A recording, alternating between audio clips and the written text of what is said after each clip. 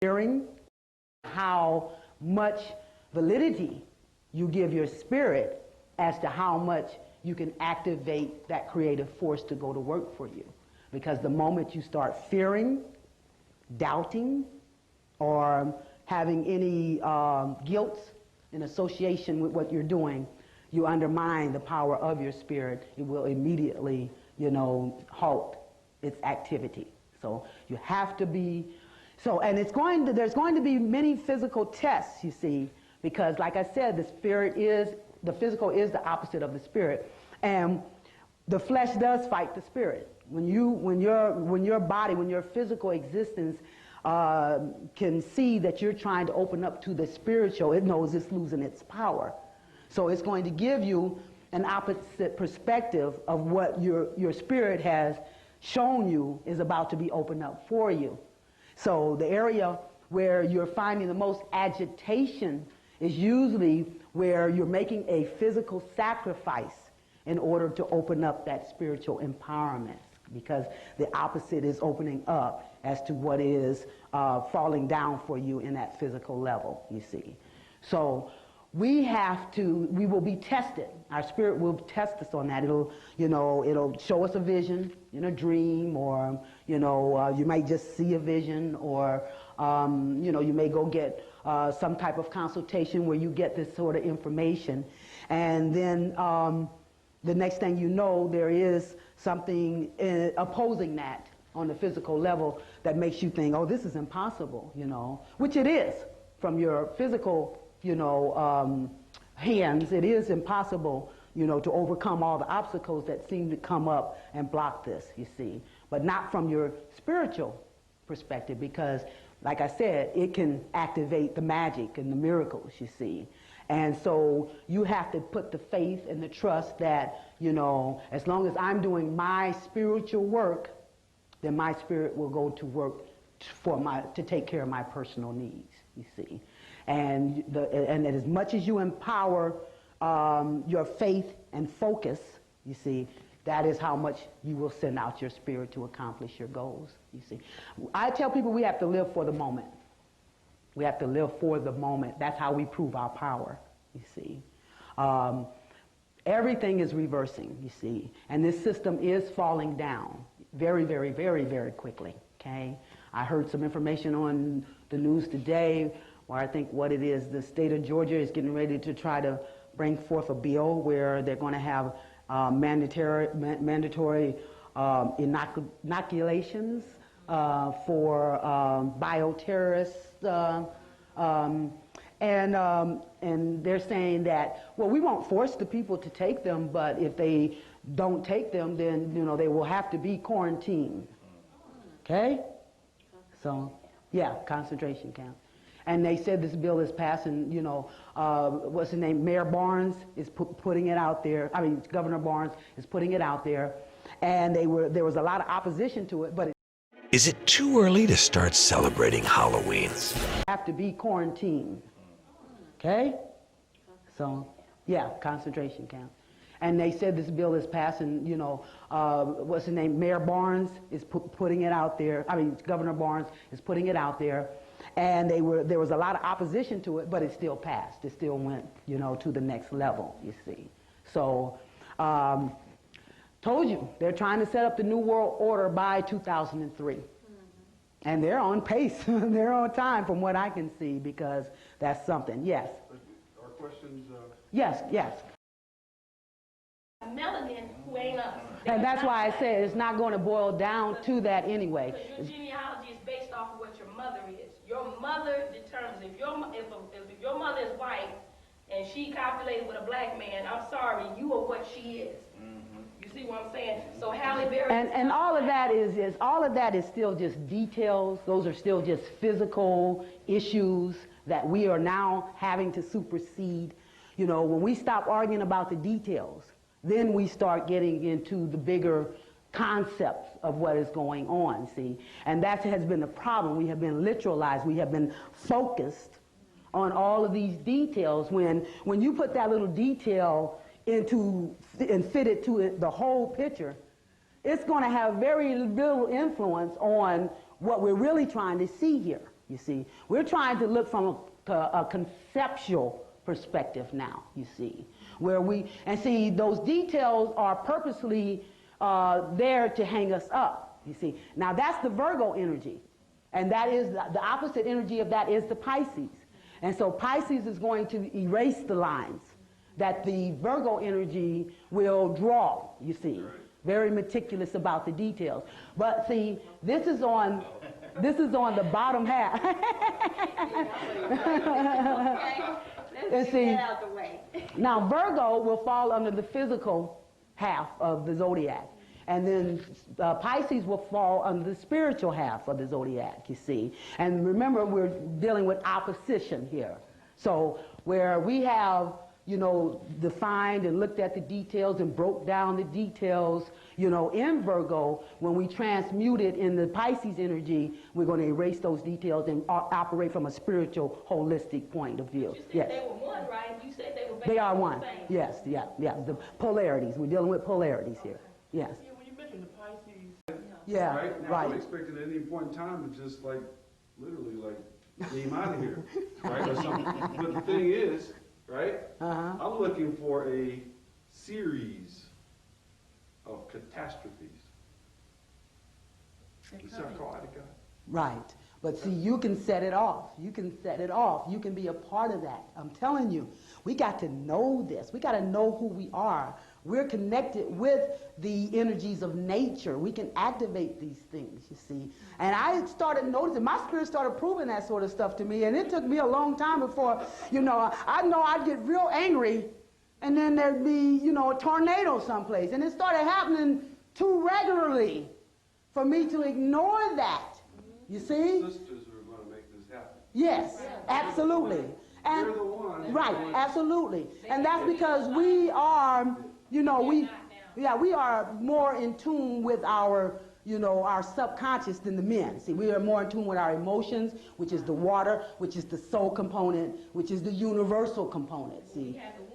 Right, and we can tap into that, you see, a little more easily than the men, because they're more into, you know, the ego, you know, they have a more focused vision, you see. And so the women are the ones who get into that intuition and stuff, and that's what brings those insights to them more readily, you see. But on a spiritual level, the men are the ones that are, you know, activating things from the spiritual level, you see. But really, it's the unconsciousness of the woman that's killing the species and the planet. Her unconsciousness, really, and that's why all the deception is targeted at her. Yes, absolutely. She's used significantly Yes. into keeping this Holocaust going, and so unless she changes her consciousness, we all might be checked. Well, see, and that was what the movie The Matrix was all about, okay? That was really a feminine movie, you know, because girlfriend was already out. She had to tell boyfriend, you still in the Matrix, Okay. right? There you go. You see, you're still in the Matrix. And then, see, he didn't have a clue throughout, you know, and she run around there. But I know you're the one, because, you know, the oracle told me I would fall in love with the one. Okay? And he like, no, because, no, again, the knowing. Okay? It's not until you know. And that's why the oracle said, well, no, you're not the one. Because it's not until you know. See, like, it's just like falling in love. Nobody has to tell you. You just know. Okay? And so she knew he was the one. Okay? So she had to be his inspiration. And that is what's happening as we reverse the roles here. It's like we have to step up into our queenship.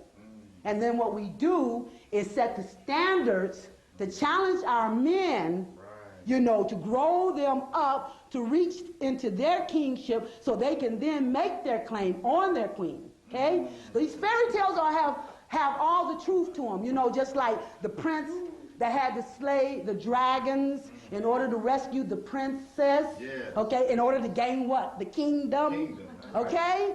So those dragons are internal dragons that our men have to conquer in order to rescue their woman or their queen. And when the men come online, you know, then we are equally built up in equal measures. We're representing those polarities, and we come together in harmony and in balance and in wholeness, you see. So it's all about the woman, you know, defining the standards which will challenge the man, you know, to raise and match those standards, and then he will grow into the king that he is, and then he will feel comfortable about making his claim on the woman who caused him to do that, you see. You see, and that'll be the woman to make his claim. You see, I can only claim her until I am a fitting king, fit for this woman, this ruler. You see, so that we have to reverse things. You see, we have to reverse things. You know, rather than the women coming down to get a man, she has to inspire him to come up. You know, to match her standards, so that he can be a match for her. And then we can work on, then we form that spiritual partnership here, you see. And that is raising their vibration, a higher vibration. I'm sure it's related to melanin. Right, but absolutely. I think it's related to something else. Oh, absolutely. Yeah, yeah. In other words, it's like as I walk through the average place, right, there are those who seem to be present. Yes. And some that are not, right. That's right. It's about the programming, okay? And it's the movie The Matrix, I always go back to that because it really gives you a profound, understanding of what we're dealing with here, you see. We are batteries, okay? We energize their purpose, you see. And we remove our participation from energizing this illusion, all of this will fall down, you see. We come into this life as very powerful beings, okay? But as we start adding this limitation, this structure, this, whatever refrains us or holds us back is what is stifling our power. So we have to become of the mindset that we are the creators and ruling powers of the universe, and nothing, like I said, fear nothing. Whatever you want to do, if you know you have the power to do it, you can activate that power. You see, we got to come up out of the system. We got to become unplugged. You see, I'm hearing about a phenomena of people leaving their jobs. I've been hearing that for the last week or so, all the way from Texas, to Indianapolis, to New York. People are leaving their jobs. And that's because their spirits are doing that. Their spirits is restless. It's time to become whole. Right now, the universe is demanding fulfillment. And if you're dealing in anything that's not fulfilling, it's going to tear and break it down, okay? And all you need to do is, I done got to the point where I say just put me on wheels because I'm just ready to roll with the flow. Because you can't second guess the spirit, you see. All you can do is put the faith and the trust that where your spirit is taking you is going to lead you to your ultimate best, you see. You see, and then, and stop holding back. That way you're holding back into the physical. Yes? We also have to be cognizant that texture and delicious taste with no tang. But the lower level would be, we can't make a move without every I has to be dotted, every T has to be, overcritical. Very, very, very critical. Very hard on yourself, very hard on others, They call them the neurotics of the zodiac because they're the perfectionists of the zodiac. And so they want everything perfect, you see. And you have to raise, they say you have to raise, everybody else too, but they're more critical on themselves than anyone else. The Pisces is deception. So you're getting Self-deception. intense deception. Yes, it don't have to be, wherever you see your Pisces is where you're most prone to deceive, be deceived, because that's Neptune energy. So if you're not using it in its highest level, which is your spirituality, then it's going to be deceptive, okay? And it's going to obscure things. It's going to, right. Misconceptions, all that. And that's why I started talking about the religion began here in the Piscean age. It's a water sign, emotions, and, manipulating someone's emotions through deception. Are you saying self-deception or Any kind of, whatever, any deception is going to fall under the Neptune Pisces arena, anytime. Yeah, it should be. Now, the highest side of Pisces is compassion.